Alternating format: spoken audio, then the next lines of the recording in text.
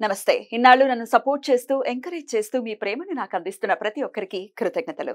అలాగే ఈ వీడియో కూడా ఖచ్చితంగా మీకు ఉపయోగపడుతుంది. లైక్, షేర్ అండ్ సబ్స్క్రైబ్ చేసి మీ సపోర్ట్‌ని నాకు అందించండి. అలాగే ఈ వీడియో పట్ల మీకున్న అభిప్రాయాన్ని కామెంట్ సెక్షన్‌లో కామెంట్ చేసి తెలియజేయండి. ఇప్పుడు వీడియోని చూద్దాం. నమస్తే, వెల్కమ్ టు అవర్ ఛానల్. నేను పద్మిని. ముందుగా ప్రేక్షకులకి శ్రీ క్రోధినామ సంవత్సర ఉగాది శుభాకాంక్షలు. మరి ఈ ఉగాది ఎలాంటి ఫలితాలను ఇస్తోంది ద్వాదశ రాశుల వాళ్ళకి అనేది మనకి తెలియజేయడానికి మనతో పాటు సిద్ధంగా ఉన్నారు ప్రముఖ ఆధ్యాత్మికవేత్త, వాస్తు జ్యోతిష పండితులు శేషగిరిరావు గారు. మాట్లాడదాం. నమస్కారం అండి. క్రోధినామ సంవత్సరం వచ్చేస్తోంది. సో శోభకృత్నామ సంవత్సరం ఎంత అద్భుతమైనటువంటి సంవత్సరమో ప్రత్యేకించి చెప్పక్కర్లేదు. అందుకు ఏకైక నిదర్శనం రామచంద్రమూర్తి తన స్వస్థలానికి మళ్ళీ తిరిగి వచ్చినటువంటి వైనం చాలు శోభకృత్నామ సంవత్సరం ఎంత శోభాయమానంగా వెలుగొందింది అని చెప్పడానికి. ఇక ఈ సంవత్సరం వచ్చే పేరు క్రోధినామ సంవత్సరం. పేరులో అయితే క్రోధం ఉంది, మరి దాని నామాన్ని సార్థకం చేసుకుంటుందా అని కించిత్ భయం కూడా ఉంది. ఎనీవేస్, అసలు క్రోధినామ సంవత్సరం ద్వాదశ రాశులకి ఎలాంటి ఫలితాలను ఇస్తుంది ఒకసారి గ్రహ సంచారాన్ని గురించి వివరించిన తర్వాత ద్వాదశ రాశుల గురించి ఒకసారి తెలుసుకుందామండి. రైట్ అమ్మా. క్రోధినామ సంవత్సరం ఉన్నట్టు పేరుకు తగ్గట్టుగానే ముఖ్యంగా ఈ మాట మరి కుజుడు రాజు అవటం. సో గ్రహాలన్నింటిలో కూడా కొద్దిగా కోపగ్రహం, అంటే అగ్రెసివ్గా ఉంటాడు కుజుడు. సో అందుకని మేష వృశ్చిక రాశిలో జన్మించిన వాళ్ళకి సాధారణంగా షార్ట్ టెంపర్ ఉంటుంది ఎంతో కొంత. సో అలాంటి క్రోధినామ సంవత్సరం, క్రోధినామ సంవత్సరానికి రాజే కుజుడయ్యాడు. సో కుజుడయ్యాడంటే ఖచ్చితంగా మనం ఎవరికి చెప్పినా అదే చెప్తున్నాం. ఈ సంవత్సరం అంతా కూడా కొద్దిగా మనుషులు కోపతాపాలను అదుపులో పెట్టుకోకపోతే క్షణికావేశంలో ఏవో రకమైన తప్పులు చేసే ఇబ్బందులు అయితే ఉంటాయి అనే చెప్తున్నాం. దానికి అందులో ఈసారి మరి ఈ నవవిధ నాయకులు ఎవరైతే ఉంటారో వాళ్ళు కూడా మొత్తం ఎక్కువ చెడు గ్రహాలే వచ్చాయి. అంటే శనికి ఆధిపత్యాలు ఎక్కువ వచ్చాయి, కుజుడికి ఆధిపత్యాలు ఎక్కువ వచ్చాయి. సో బేసిక్గా ఈ రెండు పాపగ్రహాలు. సో అందుకని కార్య ఆచరణ మీద మనుషులకి ఇంకా మరింత మక్కువ పెరిగే అవకాశం ఉంది. సో అందుకని మరి ఎప్పుడైతే ఇలాంటి కార్యాచరణ ఉంటుందో దానికి కోపం తోడైనప్పుడు ఏమవుతాయో తెలుసు.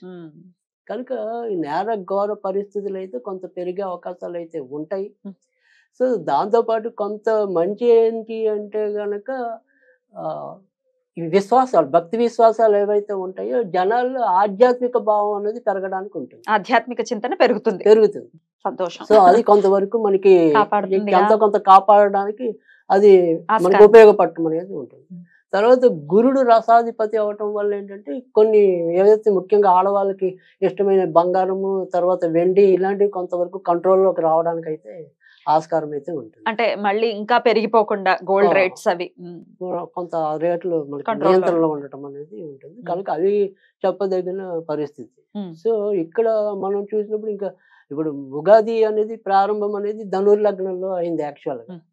సో ధనుర్లగ్నానికి మరి గురుడు పంచమంలో ఉన్నాడు.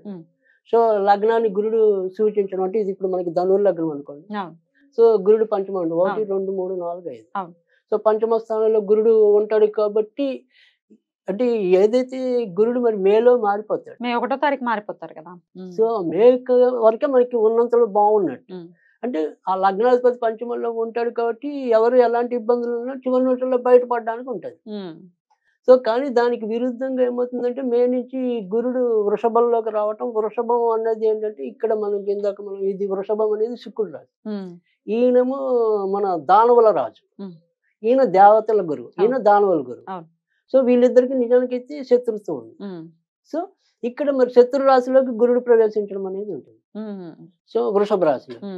సో ఆ వృషభ రాశిలోకి గురుడు ప్రవేశించినప్పుడు ఏమవుతుంది అంటే ఇందాక మనం చెప్పి ముఖ్యంగా ఏదైతే ఈ స్త్రీ సంబంధించిన వ్యవహారాలు ఏవైతే ఉంటాయో, లేదు ఇప్పుడు రాజకీయాల్లో స్త్రీల ఆధిపత్యం ఉంది, వాళ్ళ ఇచ్చే ఏవైతే సలహాలు సూచనలు ఉంటాయో అవి కొంత వాదాలకు వెళ్ళడానికి అవకాశం ఉంటుంది.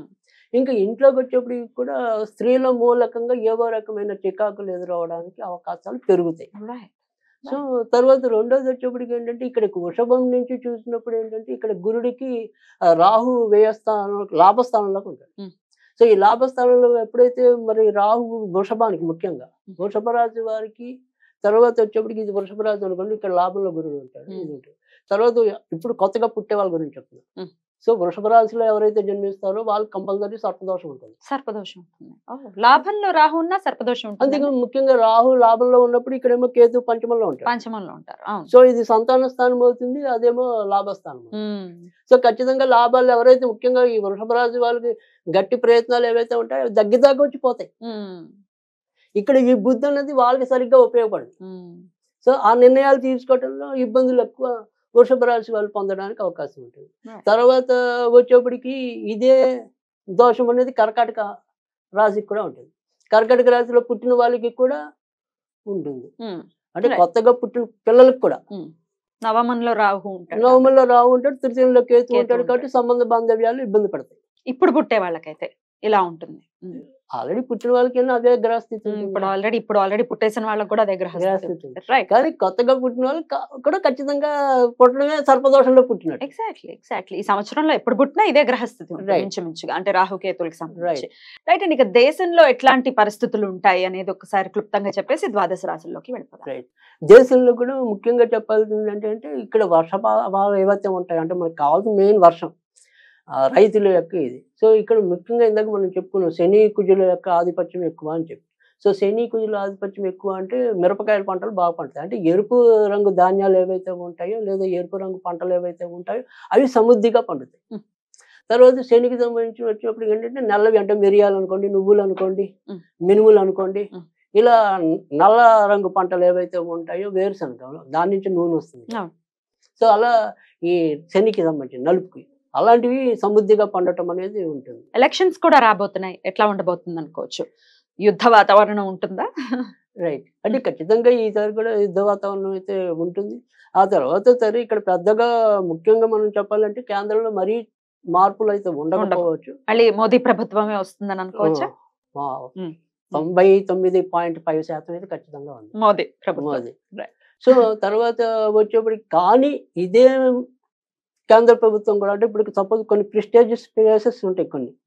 అంటే ఒక ప్లేస్ అంటే నేను ఖచ్చితంగా ఇక్కడ ఓవైసీ ఇప్పుడు మనకి అది కోంపెల్ల మాధవి గారు అది గెలుస్తూ అది ఓకే. నేను కూడా మాయావతి కరెక్ట్ గా ఇక్కడే గెలుస్తుంది అనుకునేటప్పుడు భంగపడతారు. అట్లాంటి ఫలితాలు అనేది ఎక్కువ ఉంటాయి. రైట్. అట్లా కానీ ఓవరాల్ గా పాలనలో వాళ్ళే ఉంటారు. ఆంధ్రప్రదేశ్ లో ఏ గవర్నమెంట్? ఆంధ్రప్రదేశ్ అనేది కొన ఊపిరితో గెలవటం అనేది ఉంటుంది. ఇప్పుడున్న పరిస్థితి ఎవరు గెలుస్తారని? అదే ఇప్పుడున్న ప్రభుత్వమే ఉంటుంది. ఇప్పుడున్న ప్రభుత్వమే అంటే వైసీపీ వస్తుంది అనేది. అతి ఏమంటాము చావు తప్పి కన్నులు అట్టబోయిందంట అవి. సో అలా అతి కష్టం మీద వారిని నిలుపుకోవడానికి ఎక్కువ కనపడుతుంది. రైట్. మొత్తానికి దేశ కాలమాన పరిస్థితులు ఎలా ఉంటాయి అనేది క్రోధినామ సంవత్సరంలో క్లుప్తంగా మీరు తెలియజేశారు. ఇక ఇప్పుడు మన ఆడియన్స్ కి కూడా ఎవరైతే కామన్ పీపుల్ ఉన్నారో వాళ్ళ రాశుల గురించి తెలుసుకోవాలని ఖచ్చితంగా వీడియో చూస్తూ ఉంటారు. కాబట్టి ఇక ద్వాదశ రాశుల గురించి తెలుసుకుందాము. ఇక మీన రాశి వారికి క్రోధినామ సంవత్సరం ఎలా ఉండిపోతుంది? మీన రాశి వారికి కూడా ఈ ఏడాది కొద్దిగా గడ్డి కాలం అనే చెప్పవలసి ఉంటుంది. కొద్దిగా ఇబ్బందులు పడే రాశుల్లో మీన రాశి ఒకటి, కన్యా రాశి ఒకటి కూడా ఎక్కువ కనిపిస్తుంది. ఈ రెండు కూడా పరస్పరం ఎదురు బదురు ఉండే రాశులు. సో తర్వాత వచ్చేప్పటికి ఏంటంటే మీన రాశి వారికి వచ్చేప్పటికి ఇక్కడ ఆర్థికంగా కూడా వీళ్ళు తగినంత లాభం పొందలేకపోవటం.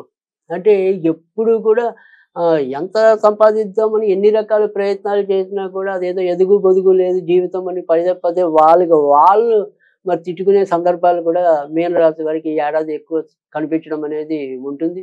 ఇంకా కాస్త కోస్త మంచి ఫలితాలు అనేది ఏంటంటే జూన్ నుంచి అంటే రవి ఎప్పుడైతే మనకి అక్కడ మిథునానికి రావటం అనేది ఉంటుందో అక్కడి నుంచి క్రమంగా కొద్దిగా గృహంలో కొన్ని మంచి మార్పులు రావటం అనేది ఉంటుంది. జూలైలో ఏదైతే దక్షిణాయనం ప్రారంభమవుతుందో జూలైలో దక్షిణాయనం ప్రారంభించినాక వీరి యొక్క తెలివితేటలు కొద్దిగా 10 మందికి ప్రస్ఫుటమయ్యే పరిస్థితులు అయితే కనిపిస్తాయి. అందుకని ముఖ్యంగా ఏంటంటే ఇక్కడ జూన్ జూలై మధ్య కొంతవరకు ఇంట్లో ఉండే అప్పటిదాకా ఉండే సమస్యలు ఏవైతే ఉంటాయో అవి కొంతవరకు తగ్గుముఖం పట్టడం అనేది ఉంటుంది. ఈ జూలై నుంచి వచ్చేప్పటికి ఏంటంటే వీరి యొక్క వృత్తి ఉద్యోగాల్లో గౌరవ మర్యాదలు పెరగడం అనేది కూడా సంభవిస్తుంది.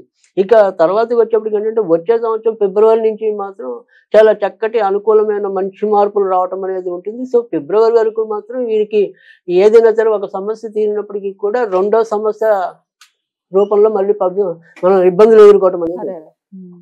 కానీ అందుకని ఇక్కడ మామూలుగా చెప్పాలి అంటే కనుక ఎక్కువ శాతం మంచి ఫలితాలు ఎప్పుడు ఉంటాయంటే కనుక వచ్చే సంవత్సరం ఫిబ్రవరి నుంచి ఉంటాయి. సో అక్కడి నుంచి కొద్దిగా నిలకడైన జీవితం రావటం అనేది ఉంటుంది. అప్పటిదాకా ఉన్న ఆర్థిక బాధలు ఏవైతే ఉన్నాయో అవి కూడా ఒక్కొక్కటి తొలగటం అనేది ఉంటుంది. తర్వాత రెండోది ఏంటంటే మనకి ఏదైనా సరే అక్కడ ఏదైనా సరే ఒక ప్రాంతం నుంచి ఇంకో ప్రాంతంకి రావాలని ఎన్నో ఏళ్ళుగా మనం అనుకుంటున్నాం, కానీ అవి ఏమైనా వాయిదా పడుతున్నాయి. దానికి తగిన అవకాశాలు లేదంటే ఇక్కడ రాలేకపోవటం అనేది ఉంది. సో ఆ రకంగా వేచి చూసే వాళ్ళకి కూడా ఇక్కడ కొద్దిగా మనకి ఏంటంటే ఈ ఫిబ్రవరి నుంచి ఎక్కువ అనుకూలత రావటం అనేది ఉంటుంది. కనుక ఆ రకంగా కూడా మంచి జరగడం అనేది ఎక్కువ ఉంటుంది. అందుకని ఎలా చూసినప్పటికీ కూడా అక్కడ ఫిబ్రవరి నుంచి క్రమంగా మంచి ఫలితాలు రావడం అనేది ఉంటుంది. తర్వాత రెండోది వచ్చేప్పటికి ఏంటంటే ఎవరైతే ఇప్పుడు సపోజ్ మనకి గత ఏడాది నుంచి ఈ భార్యాభర్తలు ఎడబాటులో ఉన్న వాళ్ళు, అంటే సపోజ్ భర్త ఏమో విదేశాల్లో ఉండి భార్య ఇక్కడ ఉండి ఇలా ఇబ్బంది పడే వాళ్ళు కూడా కొంత ముందుకు రావటం అనేది ఉంటుంది. తర్వాత ఎవరైనా సరే విడాకుల కోసం ఉంటే అది చివరి నిమిషంలో ఏదో రకంగా వాళ్ళు కాంప్రమైజ్ అయ్యే పరిస్థితులు కూడా తలెత్తడానికైతే ఈ ఏడాది కొంతవరకు అనుకూలత ఉండటం అనేది కూడా ఉంది. కనుక ఇక్కడ ఈ ఏడాదికి వచ్చేప్పటికి ఏంటంటే మెచ్చదగిన విషయాలు ఏంటంటే భార్యాభర్తలకు సంబంధించిన వ్యవహారాలు అయితే ఒక కొలిక్కి రావడం అనేది నెమ్మదిగా జరుగుతుంది. తర్వాత ఒక ప్రాంతం నుంచి మరో ప్రాంతం రావాలి అనే కోరిక ఏదైతే ఉంటుందో ఆ కోరిక కూడా ఈ ఏడాది తీరడానికి అయితే ఉంటుంది. ఫిబ్రవరి నుంచి అయితే చాలా సానుకూలమైన మార్పులు రావటం అనేది కూడా ఉంటుంది. శని మనకి మార్చి నుంచి 2వ పేజ్లోకి, అంటే ఈ మీన రాశి వారికి 2nd పేజ్లోకి వెళ్ళినట్టు ఎంటర్ అవటం అనేది ఉంటుంది. సో 2nd పేజ్లో ఎంటర్ అయిన శని ఏంటంటే ఆర్థికంగా వీళ్ళని కొంత బలోపేతం చేయటం అనేది ఉంటుంది. అంటే జన్మలోకి వచ్చేసినప్పటి నుంచి బాగుంటుంది. కానీ మనకి జన్మలోకి వచ్చే ఒక ఇబ్బంది ఏంటంటే అప్పటికి ఏదైతే తల్లిదండ్రుల తరం ఉంటుందో ఆ తల్లిదండ్రుల తరానికి మాత్రం ఇబ్బంది ఉంటుంది.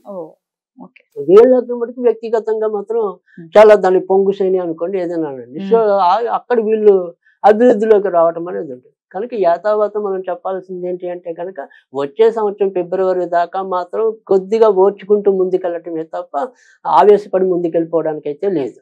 సో ఫిబ్రవరి నుంచి మాత్రం చాలా చక్కటి అనుకూలమైన ఫలితాలు అయితే వీరికి ఎక్కువ లభించడం అనేది ఉంటుంది. ఆరోగ్యం ఎలా ఉంటుంది?